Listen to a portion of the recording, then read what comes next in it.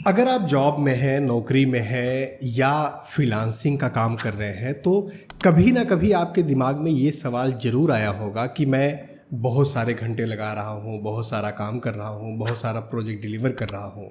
अगर मैं सैलरी में हूँ या ऑफिस में हूँ तो मेरा प्रमोशन नहीं हो रहा है, जो हाइक मिलनी चाहिए वो हाइक नहीं मिल रही है। या अगर आप कोई फ्रीलांसिंग का काम कर रहे हैं, कोई प्रोजेक्ट्स ऐसे साइड में हासिल कर रहे हैं, तो आपको कभी ना कभी ज़रूर ये लगा होगा कि यार जितनी ग्रोथ इसमें मिलनी चाहिए मुझे मिल नहीं रही है, जितना काम मुझे आता है उस हिसाब से लोग मुझे पैसे नहीं दे रहे हैं। ये सारी चीज़ें हमारे दिमाग में किसी ना किसी पॉइंट ऑफ टाइम पर ज़रूर आती हैं और हम फिर अपने आप को या तो ब्लेम करने लगते हैं या हम ये मान के चलते हैं कि हमारे अंदर तो वो काबिलियत ही नहीं है, वो क्षमता ही नहीं है कि मैं ग्रो कर पाऊँ, ज़िंदगी में आगे बढ़ पाऊँ। दोस्तों, ज़्यादातर केसेस में इसका रीज़न होता है स्किल गैप। स्किल गैप का मतलब है कि जो स्किल्स आपके पास हैं और जिन स्किल्स की मार्केट में डिमांड है, उन दोनों के बीच में कहीं ना कहीं गैप है। उन दोनों के बीच में मतलब आपको जो आना चाहिए आपको आता है, ऐसा नहीं है कि आपको आता नहीं है, आपको आता है, आप काम करते हैं, आप मेहनत करते हैं, आप बहुत मेहनती इंसान हैं। लेकिन मार्केट में जिस चीज़ की डिमांड है और आपको जो आता है, आपको ऐसा लगता है कि वो आता है जो मार्केट को चाहिए। लेकिन दरअसल जब आप इसको एनालाइज करेंगे तो आपको समझ में आएगा मार्केट की डिमांड और आपके स्किल्स में गैप है। इसी को कहते हैं स्किल गैप। आज के वीडियो में हम लोग इसी पर डिटेल में बात करने वाले हैं। हम लोग बात करने वाले हैं कि कैसे हम अपने स्किल्स को समझेंगे, हम कैसे मार्केट के स्किल्स को समझेंगे, हम कैसे गैप को आइडेंटिफाई करेंगे, हम उसको फिल कैसे करेंगे और कौन कौन से वो स्टेप्स हैं आइडेंटिफिकेशन में, कौन कौन से स्टेप्स हैं जो हमें लर्न करना है, अपनाना है, और कैसे ये सारी चीज़ें मिलाकर आपके लिए प्रमोशन, ग्रोथ, सैलरी में हाइक, और अगर आप फ्रीलांसिंग करते हैं या साइड हसल करते हैं तो उसमें आपको आगे लेकर जाएंगे। सबसे पहले तो ये समझो कि स्किल गैप क्या है और ये क्यों इंपॉर्टेंट है, क्यों आइडेंटिफाई करना है। मान लो कि आप एक आईटी में किसी टेक्नोलॉजी में कंसल्टेंट है। मान लीजिए आप एक सेल्स फोर्स कंसल्टेंट हो और आपको सेल्स क्लाउड और सर्विस क्लाउड आता है, आपको पता है कैसे काम करते हैं इस पे। लेकिन मार्केट में आजकल ऑटोमेशन, एआई, इस पे बहुत ज़्यादा बात हो रही है, इस पे बहुत ज़्यादा काम हो रहा है। आपको सर्विस क्लाउड आता है, आपको सेल्स क्लाउड आता है, लेकिन आपको ऑटोमेशन नहीं आता, आपको एआई नहीं आता, आपको एजेंट फोर्स नहीं आता, आपको हेल्थ क्लाउड नहीं आता, या कोई भी ऐसी चीज़ जो नहीं आती है। आपने कुछ प्रोजेक्ट्स में देखा और आपको समझ में आया कि ये पर्टिकुलर चीज़ है जो हमें नहीं आती, और कई बार ऐसा होगा कि आपको वो समझ में भी नहीं आएगा। बट पॉइंट ये है कि यही स्किल गैप है। ये जो डिफरेंस है ना आपके करंट स्किल और मार्केट में जिस स्किल की डिमांड है, इसके बीच के गैप को ही स्किल गैप कहते हैं या परफॉर्मेंस गैप कहते हैं। और इसको आइडेंटिफाई करना बहुत इंपॉर्टेंट है। इसको आइडेंटिफाई करना इंपॉर्टेंट इसलिए है क्योंकि अगर आप अपने पुराने स्किल्स पे बिना स्किल को, गैप को आइडेंटिफाई किए लगातार उसी में काम करते रहेंगे तो आप वहीं पर स्टेक हो जाएंगे। जैसे ट्रेडमिल पर आप दौड़ रहे हो ना, हम ट्रेडमिल पे दौड़ते हैं, हमें लगता है कि हम दौड़ रहे, भाग रहे हैं, हमारी एनर्जी बर्न होती है, लेकिन वो केवल और केवल एक्सरसाइज के पर्पज से की जाती है। उसका real time productive valuation health के अलावा और कुछ नहीं है।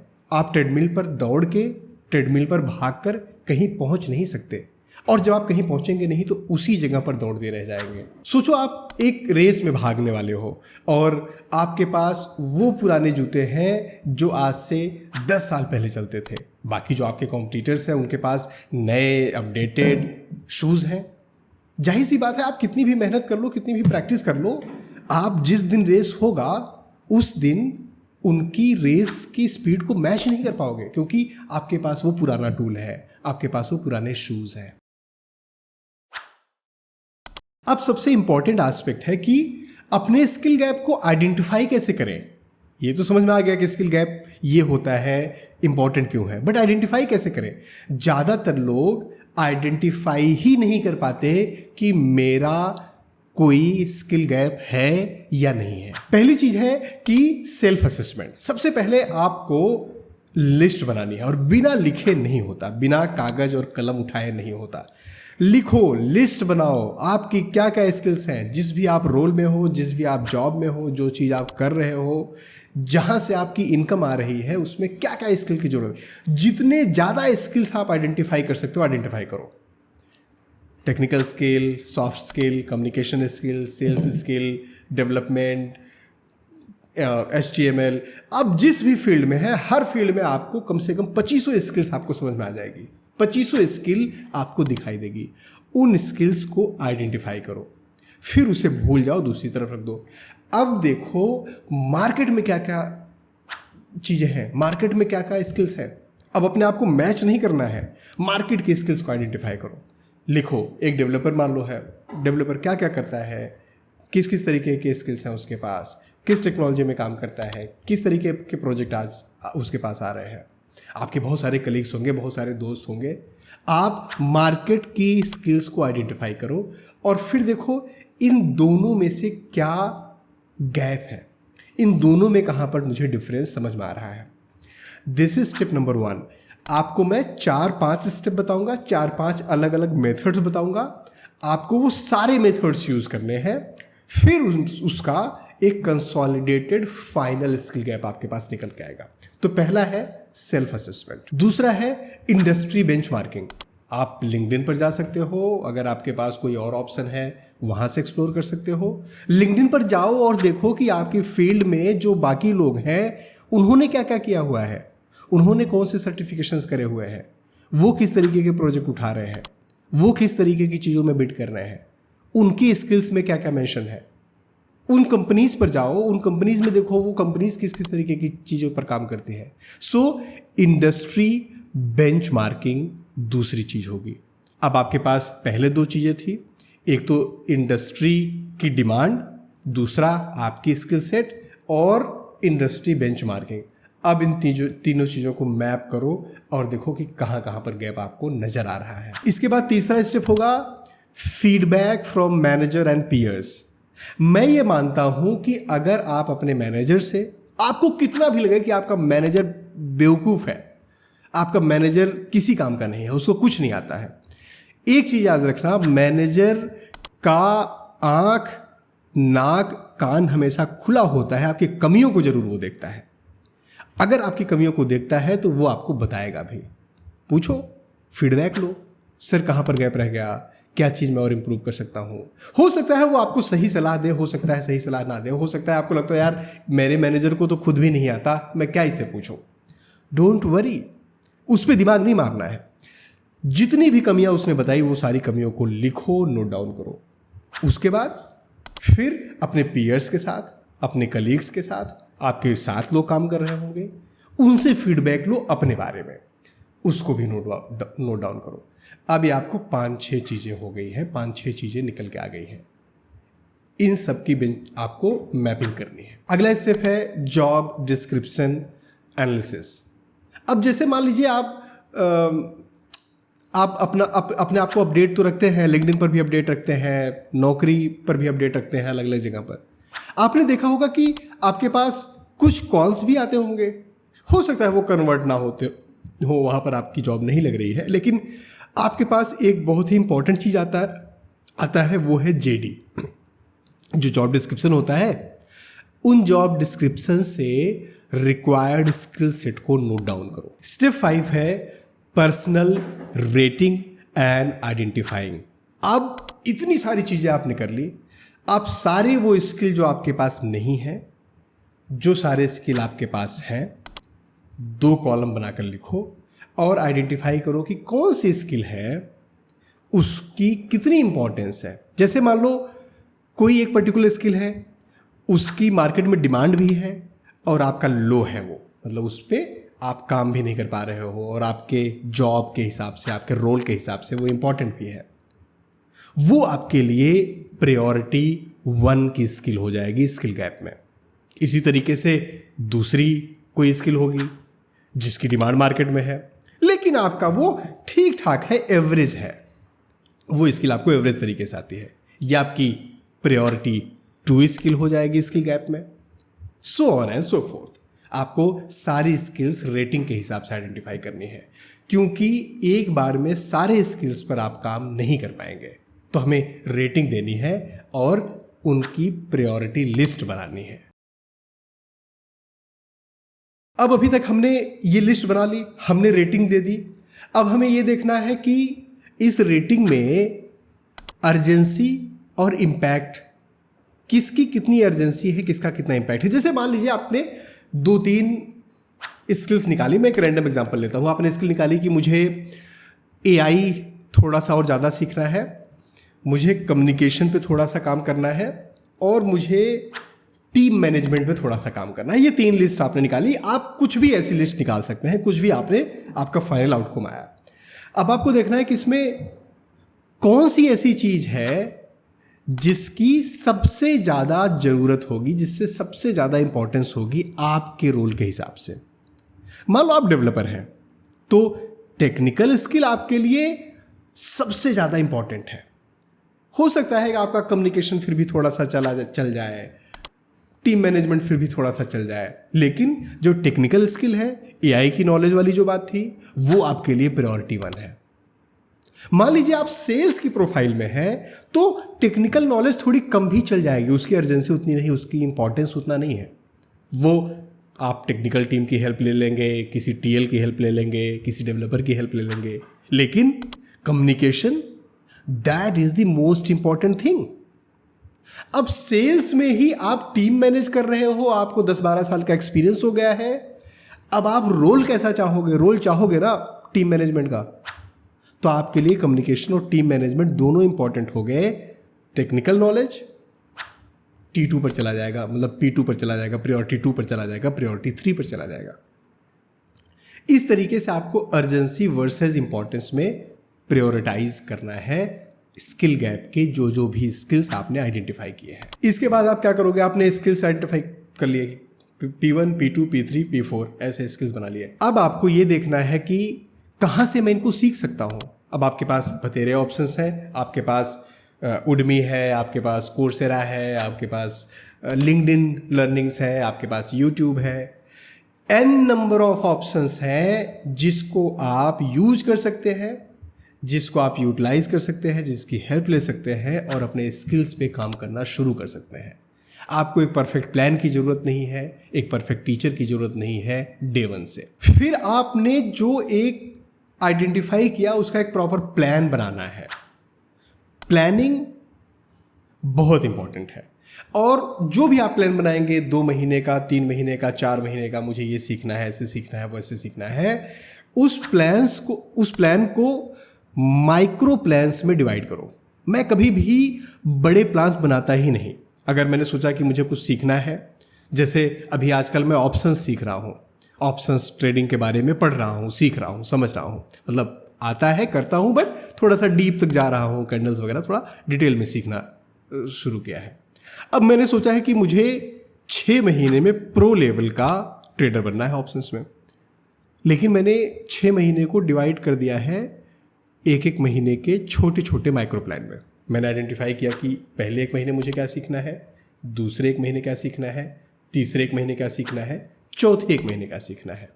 जब आप अपने प्लान्स को माइक्रो प्लान्स में डिवाइड करेंगे, तभी आप उन प्लान्स को अचीव कर पाएंगे। 2 महीने, 4 महीने, 6 महीने, 2 साल, 4 साल का गोल नहीं होता। सही बता रहा हूँ, आप नहीं अचीव कर पाते जब तक वो छोटे छोटे हफ्तों के प्लान होते हैं, डे के प्लान होते हैं, वही सक्सेसफुल होते हैं, उसी को आप अचीव कर पाते हो। अब आपने सीखना तो शुरू कर दिया, आप सीख तो रहे हो, आपने प्लान्स लर्निंग भी सीख लिया, आपने कोर्स भी डिसाइड कर लिया, आपने प्लान भी डिवाइड कर लिया, छोटा छोटा उनको सीख भी रहे हो। अब इम्पॉर्टेंट है उसको प्रैक्टिकली यूज़ करना। जितना सीखते जाओ उतना ही यूज करते जाओ, उतना अपने प्रोजेक्ट्स में अप्लाई करते जाओ, उतनी ट्रेडिंग करते जाओ। डेवलपर हो तो उतनी कोडिंग में अप्लाई कर लो, सेल्स में हो तो अप्लाई शुरू कर दो। पूरा सीखने की कोशिश मत करो, क्योंकि ज़्यादातर केसेस में ना 9 मन धान होगा, ना राधा नाचेगी। ना आप पूरा 100% जिस दिन सीख पाएंगे, तब तक कुछ और प्रॉब्लम आ जाएगी, तब तक कुछ और प्रॉब्लम आ जाएगी, तब तक कुछ और दिमाग में आ जाएगा, कुछ प्लान चेंज हो जाएगा। सीखते चलो, इंप्लीमेंट करते चलो। ये बहुत इंपॉर्टेंट मंत्र है। अब भाई ये चीज़ तो मुझे हर चीज़ में इंपॉर्टेंट लगती है, ऑडिट। और जो लर्निंग का प्रोसेस होता है, जो सेविंग का प्रोसेस होता है, इन्वेस्टमेंट का प्रोसेस होता है, ग्रोथ का प्रोसेस होता है, ज़िंदगी में आगे बढ़ने की बात होती है, ये वन टाइम टास्क नहीं है, ये कंटिन्यूअस के टास्क है। कंटिन्यूअस लर्निंग आपको करनी पड़ेगी, कंटिन्यूअस आपको सीखना पड़ेगा, कंटिन्यूअस आपको एफर्ट मारना पड़ेगा, कंटिन्यूअस मेहनत करनी पड़ेगी, क्योंकि हर चीज़ इवॉल्व हो रही है। टेक्नोलॉजी इवॉल्व हो रही है, अलग अलग चीज़ें आ रही है, स्किल्स इवॉल्व हो रही है, दुनिया तेज़ी से बदल रही है। आपको उस दुनिया में बदलते हुए लोगों के साथ, बदलते हुए समय के साथ चलना पड़ेगा। और इसका सबसे सेफेस्ट, क्विकेस्ट और स्मार्टेस्ट तरीका है ऑडिट करना। हर 15 दिन पे, 20 दिन पे, 1 महीने पे कि जी मैंने कितना सोचा था, क्योंकि इसके पहले आपने प्लान बनाया था ना, फिर माइक्रो प्लान भी बनाया था ना, आपने स्किल्स आइडेंटिफाई की थी ना, क्या सोचा था मैंने, कितना हुआ, कोई चीज़ नई तो नहीं आ गई। हर महीने 15 दिन पे ऑडिट, और ये आधे घंटे, 1 घंटे का काम है, इससे ज़्यादा समय आपको नहीं देना है, लेकिन ऑडिट बहुत मैंडेटरी है। अगर आप ऑडिट नहीं करते, आप किसी भी डायरेक्शन में नहीं पहुंच पाएंगे। दोस्तों, मैं आपको 4 ऐसे बोनस टिप्स दे रहा हूं लास्ट में, जो मुझे लगता है ऊपर की जितनी भी आपने चीज़ें सीखी, पढ़ी, अभी तक सुना वीडियो में, उन सब का स्टेपिंग स्टोन होने वाला है, बहुत इंपॉर्टेंट होने वाला है। तो पहली चीज़ कि कोई मेंटोर ढूंढो। मैं हमेशा ये मानता हूँ कि खुद से गलतियाँ करने से बेहतर है जिन लोगों ने गलती करी है, जिन लोगों ने पहले काम किया है, जिन लोगों ने सीखा है, उनसे हेल्प लो। कोई शर्म वाली बात नहीं है। आप एक बार शर्माएंगे हेल्प लेने में, जिंदगी भर गलतियाँ करेंगे। एक बार शर्म नहीं करेंगे, हेल्प मांगेंगे, जिंदगी भर खुश रहेंगे। मेंटर्स चुनो, बात करो उनसे, लो कि अच्छा सर आपने कैसे किया था, ये आपने कैसे इम्प्लीमेंट किया था, इसको मैं इस तरीके से करूँ, सही है नहीं। 2-3 लोगों से बात करो। और आपको, ज़्यादातर लोगों को मैंने देखा है कि अगर आप किसी मेंटोर से, किसी सीनियर से आप हेल्प मांगते हो, पूछते हो, तो ज़्यादातर लोग बताते हैं। मतलब कुछ ही काइयाँ लोग होंगे जो सोचेंगे कि मैं सब कुछ दबा के अपने पेट में हजम कर लूँ, बट ज़्यादातर लोग बताते हैं। तो हमें फोकस करना चाहिए कि अगर मेंटर से हम सीख सकें, बात कर सकें तो। दूसरी है पीयर लर्निंग। आप सीख रहे हो, आपका दोस्त कुछ और सीख रहा होगा, आपके मेट्स जो हैं अलग कुछ सीख रहे होंगे, आपके ऑफिस के कलीग्स कुछ सीख रहे होंगे, उनसे भी सीखा जा सकता है बड़े आराम से। कोई भी बंदा किसी एक चीज़ में अच्छा है, उससे सीखने में कोई प्रॉब्लम नहीं है, उससे आपको सीखना चाहिए। अगर मान लीजिए आप सेल्स में हैं, किसी के नंबर्स हो रहे हैं, कोई बेहतर कॉलिंग कर पा रहा है, कोई बेहतर नेगोशिएट कर पा रहा है, उसके साथ जाओ जो 4-6 कॉल में, सीखो कैसे वो कॉल ले रहा है, कैसे वो बात कर रहा है। अगर आप डेवलपर हैं, किसी के प्रोजेक्ट्स अच्छे डिलीवर हो रहे हैं, अब वो क्लाइंट कॉल्स पे जाता है, तो आप सीखो कैसे वो क्लाइंट कॉल्स पे जाता है, वो कैसे डिलीवर कर पा रहा है। तीसरा, feedback mechanism from the managers. अपने मैनेजर से आपको सीखना हमेशा बेनिफिशियल होता है। मैंने कई बार बताया कि हो सकता है आपका सीनियर फुद्दू है, आपका बॉस, आपका जो रिपोर्टिंग मैनेजर है, हो सकता है आपको कुछ नहीं आ रहा हो, लेकिन वो आपकी कमियों को जरूर नोट कर रहा होगा। तो कमियां उनसे हमेशा पूछना चाहिए। क्या फ़र्क पड़ता है, कमियां बताएगा, मैं अपने ऊपर इंप्रूवमेंट करूंगा। मुझे तो अपने आप को इम्प्रूव करने से मतलब है ना, इससे क्या मतलब कि वो क्या सोच रहा है, क्या नहीं सोच रहा है मेरे बारे में। दोस्तों, अगर ये स्किल्स आप टेक्निक्स यूज़ करते हैं ना, तो ये जो स्किल गैप है, जो परफॉर्मेंस गैप होता है, ये कई साल तक स्ट्रगल करने के बजाय आप कुछ ही महीने में इस पे कमांड आपका आ जाएगा, आप इससे पार पा जाएंगे। तो दोस्तों याद रखिए कि ज़्यादातर चीज़ें स्किल गैप की वजह से हमें नहीं मिल पाती। स्किल गैप आइडेंटिफाई करना, स्किल गैप को फुलफ़िल करना बहुत इंपॉर्टेंट है। और बहुत ज़्यादा फैशनेबल चक्कर में, बहुत बेटर प्लान के चक्कर में, सब चक्करों में ना पड़े।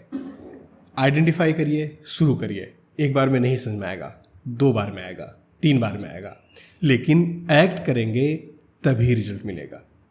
दोस्तों मुझे उम्मीद है ये वीडियो आपकी ज़िंदगी में थोड़ा वैल्यू जरूर ऐड करेगा। अगर आपको ये वीडियो पसंद आती है तो लाइक करिए, अपने दोस्तों के साथ शेयर करिए। अगर अभी तक आपने हमारे चैनल को सब्सक्राइब नहीं किया तो सब्सक्राइब जरूर करिए। और हाँ, अपनी हेल्थ का बहुत ध्यान दीजिए, अपने लोगों का ध्यान दीजिए, अपने परिवार का ध्यान दीजिए। हमारी वीडियोज़ को देखते रहिए, अपना और अपनों का ख्याल रखिए। Thank you. जय हिंद।